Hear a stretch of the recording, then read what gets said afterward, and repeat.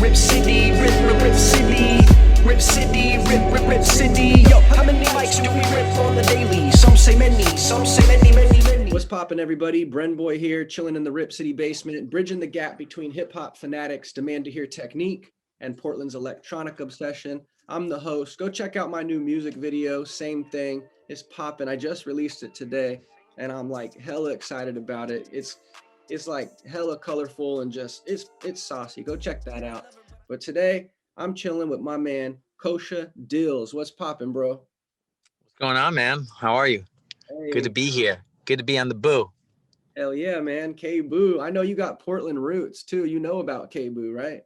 Yeah, man. I don't know when, but I feel like I just always knew, just from doing college radio promo runs, etc. I was like, oh, K-Boo. It always stood out to me. I seen stickers. I found, stickers. They had a lot of sticker game, and yeah, I've been going to Portland for many years, so it's a cool spot to be at. That's awesome, man. So you are a rapper. You're like a real lyricist, bar for bar rapper. You're a real rap cat. Yeah. As I say, I think they say now I rap. Rap. Yeah, that's how I call it too. That's what's up, man. Where did you get started? What city was this in? How did this whole rap come to be? So I'm from Jersey, born and raised. Parents are Israeli. I was the first one born in Jersey. My brothers were born there too. I started with hip hop probably around 17. We grew up 30 minutes from Wu Tang, Staten Island. And there's this thing called Lyrical Poets Cafe, big in battle rap, rock steady battle. And this is like me entering, this is like around circa 2000. Eyedea, Immortal Technique, Pumpkinhead, rest in peace, like real underground rap of like the days, and that sort of led to just, battle rap. No one was recording.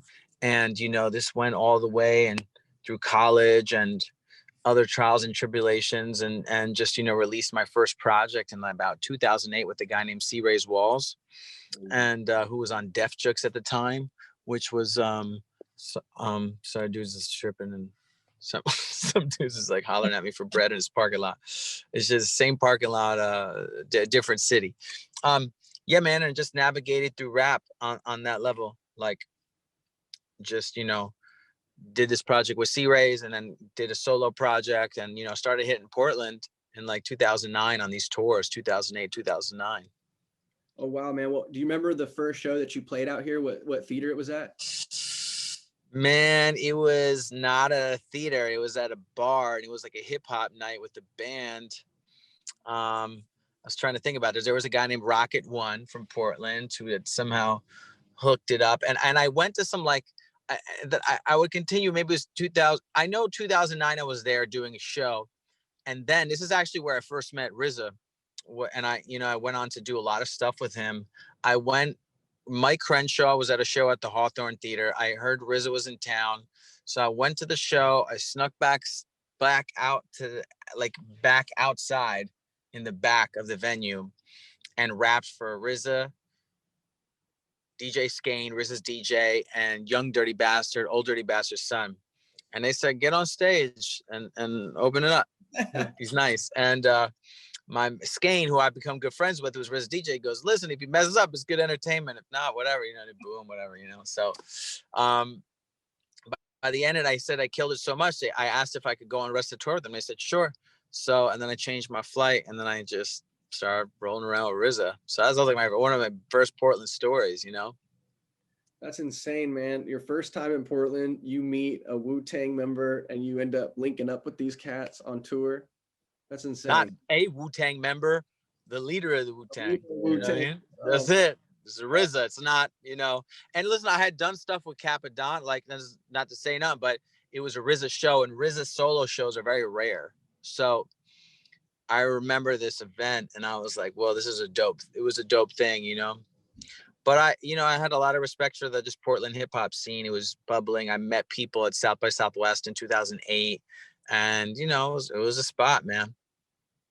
That's tight, man. So South by Southwest, did you go out there by yourself, or were you with the crew at the time? How did that come to be? No, so I got accepted with C-Rays in 2008, and this was when hip hop was just starting there. I mean, it was a bridge of hip hop and pop rap, like major label rap. I met in 2008. I met these guys, the Knucks. They were managed by Paul Rosenberg, Eminem's manager. They were like, "Oh, we got this Jewish guy, man, you love him." And they like there were these two twin brothers from New Orleans, and I realized I was sort of like this underground guy that was like down with this, Mic Crenshaw and like that underground, Sleep and Josh and like this underground rap. But I really wanted to go more pop. I really because I really had those elements in me. So I really like was gravitating to all these places. And at that point, it was all mixed together. It wasn't trap rap and this, it was all, they didn't know what to do with rap yet really there. So everyone was all kind of together on the same shows, and Cool Kids at the time was coming out. And every year since then, I kept getting accepted to South by. And that was like my, big thing. And I mean, just really Portland's very similar. It's a huge indie rock place, but it's huge with hip hop too.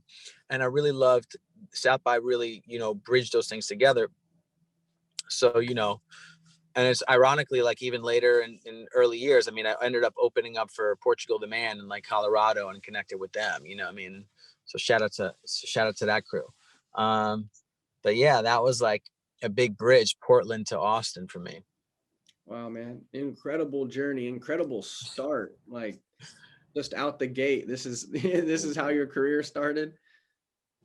Yeah, dude. It was it wasn't how it started. It really started in 99, 2000 when I was getting on stage. So at this point, I'm already thinking like I've been rapping for 10 years, Okay. And but a lot of these cities, Portland, Austin, they're these very alternative cities. And even though I was always like New York, as much as I love New York, it's much different now. But these alternative cities were what was really drawing me. So I wasn't being successful maybe in my hometown, but I really loved, visiting like Olympia, Washington, Bellingham, Portland, Seattle, San Fran, maybe Eugene, Oregon, just always hitting these smaller, cuttier markets, I guess you'd say, Minneapolis, just, that's the kind of underground hip hop I like. And there's underground hip hop in New York, but it's different. You know what I mean? It's like, it's just another genre,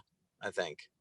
Oh, I feel that, bro. I feel that. A lot of people don't realize that going to the B class and the C class markets, as they're called, is like a really smart way to get out. A lot of people starting out just think, oh, I'm gonna move to New York or move to LA, right? That's always the thing. People, people who don't know anything about anything, they always say, oh, you're really good, man. You need to just move to LA, or you just need to go to New York and meet some people. Like it's going to be that easy, right?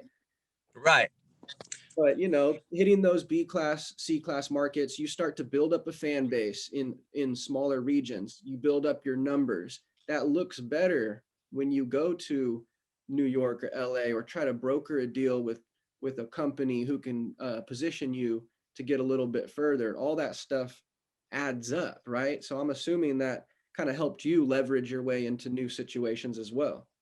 Yeah, man. Like I was just telling you before we got on this, like I got this song with the Portland Pickles, like the baseball team of Portland, because I'm Kosha Dillz and they're Portland Pickles. So they were like, hey, I got this song called Tommy Pickles, which on the new album, Nobody Cares Except You. I mean, this is 10 years later. It's just different. It's just like you got to think differently of how you're positioning yourself into a market. It's like, I don't have to pay for all the marketing in Portland.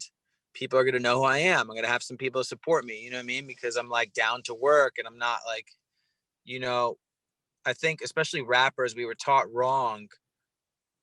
Like, hey, you got to charge people for everything. And, and nowadays I'm coming out of living in LA. I was in LA for 8 years. It's just the attitude is different, it's like spread the love, spread it, just keep giving and giving and giving and giving. And in that earlier time, 2009, 2010, it was like a lot of take, because it's just like the mentality that you learn from rap, you think everyone's out, no, so now, man, I don't know. I'm like trying to keep myself excited, making jingles and anything, you know, and that's honestly been the biggest success for me was, you know, doing these alternative things and just trying to think outside the box. Cause like longevity it's very stale. If it's long, it's you know what I mean? Like cookies, if you have cookies every day for 30 days, you know, it's not as good the last 5 days as it is the first day, right? So got to keep thinking of cool things to do. And I'm really grateful that I think just like I have a fun rap style that worked for like a local baseball team. You know what I mean? And now I'm like, they're like, yo, we're gonna bring you out to Portland. And just like, whoa, it's crazy. I'm doing an interview at KBOO. It's like all these things are aligning. Gets me excited, you know what I mean? Yeah. It's hard to stay excited after you've been doing it for so long and you're not selling out Hawthorne Theater. You know, you still getting 40 people at a show, 50 people at a show. You're like, wow, how long can I do this for? You know what I mean? So, but you know, I love it, man. Yeah, that's amazing, man. You've been on quite a journey. And let's talk about the album. It's an album, right? Technically, it's an album. It is an album. It's 14 songs. Tell us about this album, man. How did it come to be? You got some really cool features on there. Talk a little bit about the connections with that. Um, Nobody Cares Except You was originally supposed to be called Nobody Cares. I did a Kickstarter for it in 2018, but then I realized that no one would care because it's called Nobody Cares. So I made it Nobody Cares Except You. Because like now that you have this conversation with me for like half hour or whatever talking, you're like, all right, let me like really dig into this a little bit more, you know. And anyone who's listening, they're like, yeah, like that's you start listening to all these stories. You're like, whoa, I didn't know that. I didn't know that. Right. And what I realized is this record, you know, it took a long time to make, and plus it was supposed to come out last April. It came out just a month ago, you know. I decided that this record was going to come out no matter the second corona. Like I was just like, the record's been done. I recorded with Fat Tony, Houston artist. I recorded with Modest Yahoo, you know, obviously legend. I played Crystal Ballroom with him, you know, 1,200 people. Just and then, you know, Gangsta Boo from 3-6 Mafia got on the last record. And I mean, some of these records, like the Tommy Pickles, which became the Portland Pickles theme song, that record like wasn't supposed to be on it. And all the producers all have #1 hits. So all people I've known for like 10 years, like Jeremiah Raisin Sad Pony, he does 3 tracks on it. He did Tekashi 6ix9ine's Trolls #1 song just last June, like just a couple months ago. So I'm the only person that's not #1 on this record. It hasn't had a #1. So Nobody Cares Except You is sort of like I'm accepting it. Like it's like, yo, I might not blow up yet, but don't sleep because I got a lot of ideas, and I navigate my way like in all these circles, and it's only a matter of time. And it's about the small victories, you know. It really focuses in on, you know, accepting that this is what it is, but we're the people that like we throw Hail Marys, you know. We're the artists that throw these Hail Marys. We're not just underground, you know what I mean? We throw a Hail Mary, but the Hail Mary, we've landed some, you know what I mean? We've caught some. And that's like the exciting stuff about it, you know what I mean? So you can't like count us out. So we're like the little guys, but we accept we're the little guys, but you can't count us out. Oh yeah. And that's what I'm driving home on the record, you know what I mean? So there's some fun stuff. There's always some Jewish stuff. There's always some, you know, I call it user-friendly rap. Nobody Cares Except You is user-friendly rap. So that's why these cities like Austin, Portland, you know, Kansas City, like these are these, you know, cities that I do well in, that, you know, because the people is a very mixed genre worlds. So yeah, man, Nobody Cares Except You. I like the message, man, and I am here in Portland, so hey, you know, it makes sense. Yes, sir. I definitely like the Modest Yahoo song. That one caught my attention first because when I was like 17, I went to a Modest Yahoo concert at the Portland Zoo, and it was outside, and it was what's the holiday that you have to be in before the sun goes down? It's like Shabbat, yeah, like a Friday. Yeah. it's in Mm-hmm. the summertime, right? Like August. Oh no, I mean just every Friday night. I think the Shabbat. You know, it's maybe Rosh Hashanah was it, or like Jewish New Year, but there's no specific August holiday. Got But you. regardless, he had to get down by sundown, or he had to. Was a show in the day. Yeah, it was in the day, and it was like, oh, I have to get going, guys, because the sun's about to go down. And I was just like, man, who is this artist? This is the coolest thing I've ever seen. Like, I had never, I'm in the big city because I'm from the country. So I'm like, I'm up here in Portland, like in the city. I'm like, oh, this is crazy. And I end up like crowd surfing his concert. And I'm like, this is what I want to do. The energy here is so good. And like the message, like you're saying, it's user friendly. I could rock with that in front of my mom. I could go home and sing these lyrics in front of my grandma and feel comfortable, and feel like, I could really, but I could go rock the same type of cadences with the homies and still feel like I'm really with it. So, Right. Yeah, you could. Yeah, and I toured a lot with him, and it was really amazing to like, you're performing for parents and kids and homies too. They're all at the same show, and it's a different experience. You know what I mean? It's like a show where people are there. They're buying tickets to see a concert. You know what I mean? They know you're dope, and I come from a school where it's like, who are you? Like, what did you do? It's just a very, rap style thing. Um, so it's cool. Actually, I remember him playing the Portland Zoo, so that's cool that he played, yeah, that you man, were there. that was one of the Yeah, highlights. that we recorded that at his crib, and like he just crushed it, man. It was just amazing. It's really dope to watch him work because he could elevate, like it really helped make that. I mean, he made the song, he made the hook, you know what I mean? And he's a hit maker. He's had hits, so like that's what he's there to do. You know what I mean? We're like to make that, and you hear that voice pierce through a track. That's dope. Yeah, well, you definitely have good beat selection, and when you're trying to figure out like, ooh, I can picture this artist on this track, or ooh, I could picture Gangster Boo on this track, because she definitely killed her part on her verse too. And I was just like, I see what you're doing, man. I can see, I can feel where you're coming from, and I'm rocking with you, bro. Good, congratulations on. Thanks, man. Thank you. Yeah, that's awesome. So tell me big vision, not what's going on right now, but let me hear like vision wise, what's next? um this year I had my first song that had over 1 million streams, got 1.5 million, with Cascade, and that's an EDM song. um it was something that I just did, um and it became the biggest thing I ever did, and it was just something that was poof. I already have remixes going out in the dance world for this, for my album.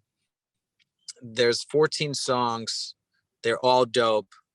Someone once told me there's $1 million out there for you. You got to go find it. You know what I mean? He's like, it's not everyone's fighting for the same $1 million. There's gazillions of dollars in the world. Um, I'm really big. My biggest success came from, having licenses. I had, we talked about the Chicharrones being in NBA 2K11 with a song. I'm a playable character in NBA 2K because I didn't get my song in the game, but I'm in that game. Like you could be Kosha Dillz with Drake. I had a Super Bowl commercial in 2012 that financially changed my life, but Shazam didn't exist at that point, so not everyone was streaming all this song. Then there was, Hanging Out. I had this song called Hanging Out that was also licensed to a big thing. Now I have this is my first thing with the Portland team that I landed a song from this record in like the licensing. So I'm thinking, bigger. How do I remix? How do I jingle these songs into specific things? We want to have Tommy Pickles on Nickelodeon. You know what I mean? Like we want it to be the Rugrats theme song. Like that was my mind. I was like, I need that. That works for me. That might not work for Killer Mike. You know what I'm saying? It might not work for, Riz. Like maybe it would work for this artist and not this artist. But so I'm trying to leverage this record and I want everyone to listen to it. My last record in 2016 charted on Billboard. This record's not charting on Billboard, but I got vinyl. I got, you know, I just got my CD. Like the climate is different. I want people to listen to my record. 2020 is such a bigger year than 2019 and 2018. Like, we're going to look back at this 20 years from now and be like, wow, you released a record during the pandemic. Like, like you did that. Like, that's crazy. You know what I mean? Like, so historically, I really want to push this to leverage collaborations with the biggest in the world. I mean, the resume is there, you know what I mean? So I just want to keep making hits. But this record, I'm going to be pushing this record for a year and a half. That doesn't mean I'm not going to release. I have a holiday song coming out. You know what I mean? I just shot a music video about a children's book. It's not even a children's book. It's called Schmuck the Buck. It's like a Jewish reindeer that's with a black Santa that saved Christmas. And we did a song for it, and we shot a music video for it. And it was like, so I'm, you know, on the business end, I'm doing jingles, I'm writing songs for companies, I'm doing full on creative direction of my own videos. And I'm trying to do political talk shows and talk about anti-Semitism, talk about being sober and rap. So, you know, addiction. I've been sober 16 years. I have like I got so many different facets to my career that Nobody Cares Except You album is just like a business card to like get your attention so I could tell you more stories. And then, and I could learn about, you know what I mean? Just another way to bring people to the table. You know, I'm happy I did this college radio run because now we're talking, you know what I mean? So. Absolutely. Well, hey, I got to get one more story before we got like one more minute before we get off here. But the last story I need to hear is in bar form, man. Can you spit something for me here on the Rip City basement? Let's go. Let me hear some bars, bro. Or I'll give you some Portland bars, okay? Give it to me. Okay. I'm showing enough, blowing up, do commercial ghost tracks like voodoo, donuts mixed with pips, my hits 503, shellac shallicks, Kosha Dillz getting my flow to rip, stupider, oh well, at the Doug Fur, I bust words, Jupiter Hotel. Woo! My bars is barbarian, ex-girlfriends and Mormons tried to marry things. People say Kosha Dillz every time I let it ring. Every time I'm getting divorced on raps with no wedding rings. I don't have to stress it in. I make you figure out which way, like Salem's a thing.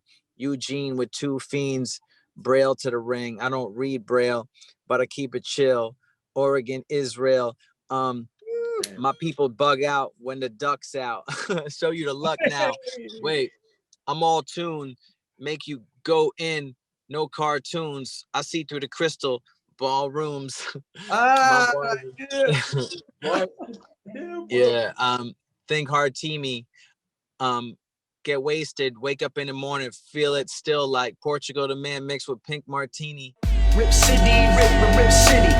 Rip City, rip City. Yo, how many mics do we rip on the daily? Some say many.